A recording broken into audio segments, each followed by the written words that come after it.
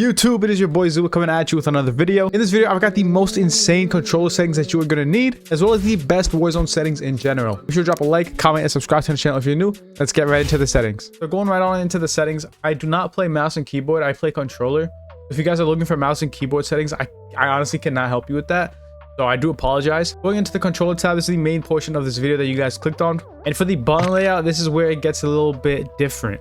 I do use tactical as well as other different button layouts. So for the button layout, I have change stand/slide as R3, which would be this button right here on the controller. And for my controller, I use a PS4 Infinity 4PS Pro, and with the two paddles on the back, the scuff version. Now, since I have the mouse click R2 and L2, I should not be using L1 to aim in, but I've gotten so accustomed to it over this past year. And honestly, at this point, I'm just going to use whatever I'm most comfortable with. And all the other settings are pretty much the same. I do not play on flipped as well.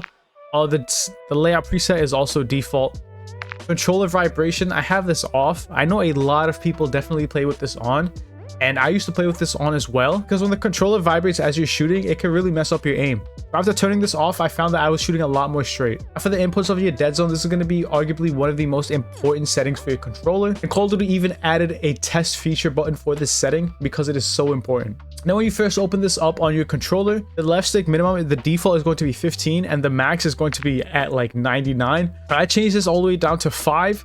And I changed this as well to 60. And this left stick is mainly used for your movement, so you want it to be as quick as possible. Now for your right stick minimum and maximum, this is going to be for your aiming, so you're going to want this to feel as free as possible. I used to play with my right stick minimum on like 15, and I noticed that I was missing a lot more shots because I had to fight the right stick a lot more. After turning this down to about 5, I was able to shoot a lot more accurately, as well as switch on to other targets, just so that it is between the 5 and 99 range and I won't have to fight as much. For the left and right trigger, the default is set to 13, and this setting is basically saying how much pressure you should put on the controller button for it to be counted as an input. So if you have this at a high number, you don't have to push down pretty hard onto your controller for it to be counted as an input. I turn these both down to 0 to get instant response time. Heading all over to the aiming, this is probably the most controversial part when it comes to controller settings, and that is the sensitivity. Now, in my opinion, I don't think there is a best sensitivity.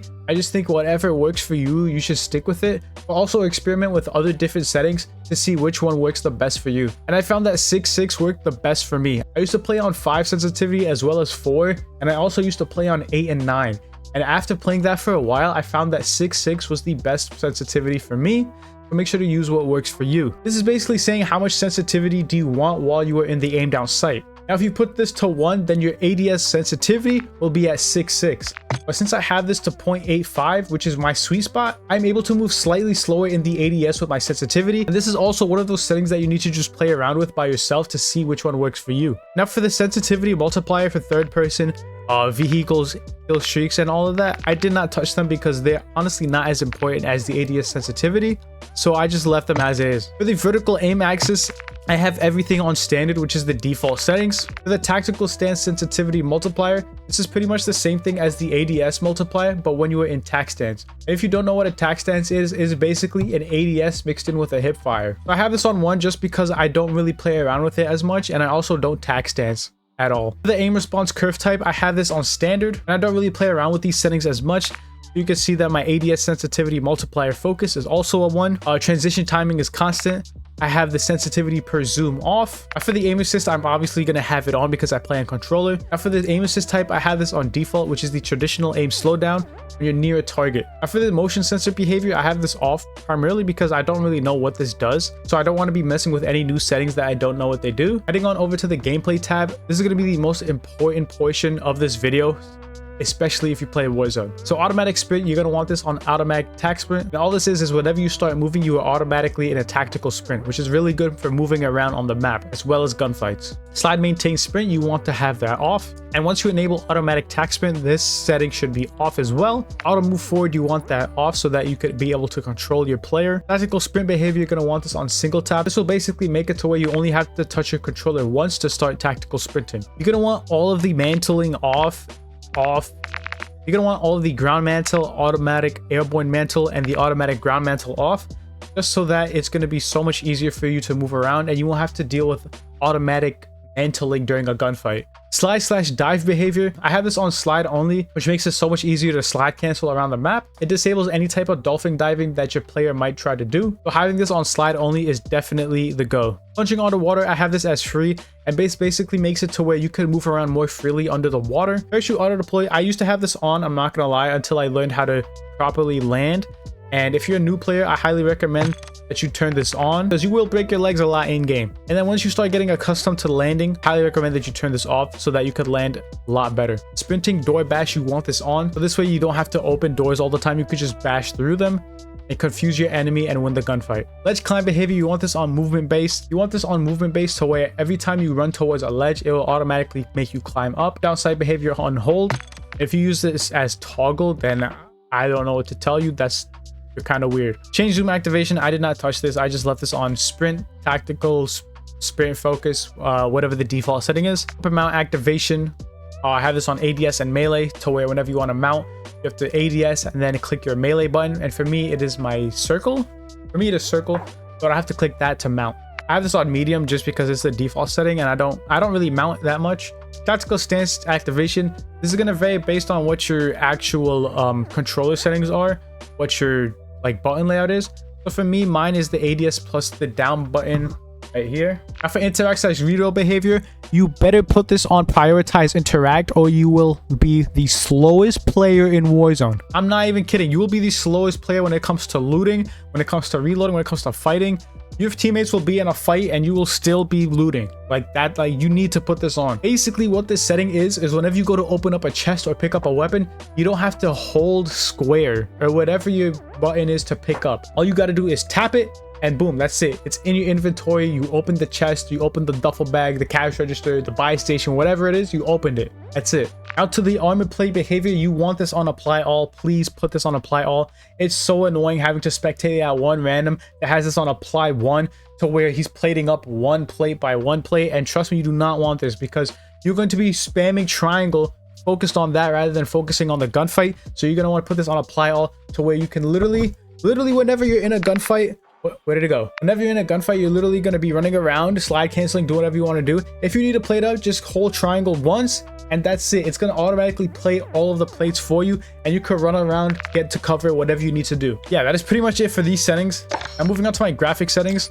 This honestly probably depends on your PC. So whatever your PC or console that you may have, these are just my settings, all right? I stream on TikTok and Twitch and play Call of Duty all on the same PC right here that the camera is mounted on. So I have all of my settings literally on low or like normal or the basic settings so I could get as much FPS as possible the way I could stream and record for you guys. So my display is pretty simple.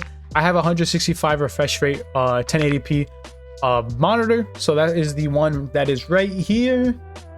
And if you guys want to know what monitors I use or like any PC parts, let me know down in the comment section below. That's pretty much it for this.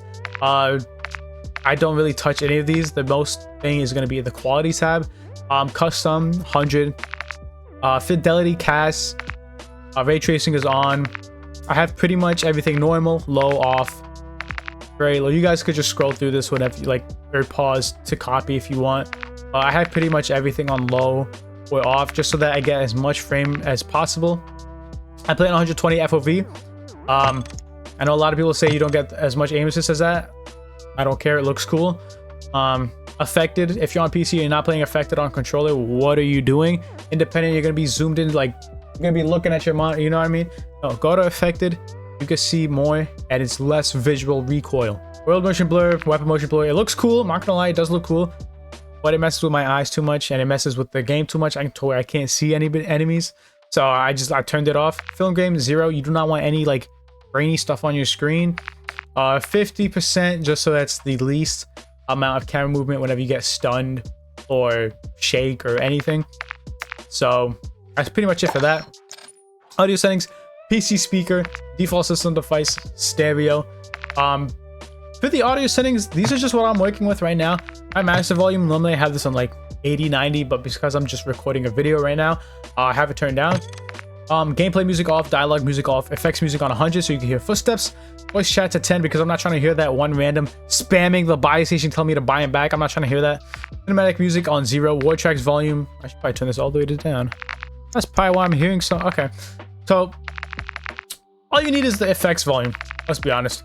Voice chat, I should turn this off, but proximity chat on, just so you could hear the enemy like sounding so confused whenever you're about to like 1v4 them, put them in a clip. Push to talk, I mean, it's pretty much just all based on your settings. That's pretty much it. I do have loudness equalization on, so if you guys want to see that in another video, please let me know down below in the comments. But loudness EQ only works on PC. Interface, honestly, the only thing you're gonna get from this is to where you should have your minimap on square. You can actually see more if you put it on square instead of circle, as you see in the diagram. One of my boys put me onto this. Shout out ZubaaX. He put me onto this. He said, put your thing on static, because if you notice, the default setting is, what's the default setting? On or something? It's something. And whenever you move around, if you notice, your crosshair would like bounce a lot, but like bounce around. So I noticed this after a while, and he said to put it on static, and I did that, and it would not move. So it definitely helps a lot. And I just have everything on. Player name, I mean, I don't really care about that. That's pretty much it. Everything else is on. Color customization, I have Tritanopia. I use OBS filters. So I use OBS filters, and I also use like filters on my monitor. Color on my screen is different than the color that you guys are seeing. You guys are probably seeing it better. I'm seeing it like maybe like close to normal, maybe with a little bit of saturation, but you guys are definitely seeing it better than me. So that's pretty much it for that. So with that being said, this is going to wrap up my entire settings video. I'm going to be posting a lot more gameplays and shorts and tips and tricks and all sorts of things really soon. Make sure to drop a like and subscribe to the channel so you don't miss out on anything. Also, make sure to upload to the Twitch. I stream on Twitch and TikTok a lot, and I'd love to see you there. And without further ado, wait, no. That's the intro. And I'll catch you guys in the next video.